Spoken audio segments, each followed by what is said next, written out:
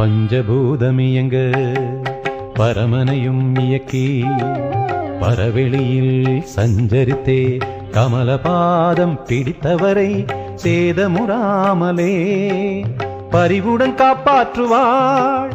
இச்சையுடன் கிரியை ஞான சக்தி என இகத்தினில் நின்றிலங்குவாள், இகத்தினில் நின்றிலங்குவாள். பஞ்சபூதமியங்க பரமனையும் இயக்கி பரவெளியில் சஞ்சரித்தே கமலபாதம் பிடித்தவரை சேதமுறாமலே பரிவுடன் காப்பாற்றுவாள்.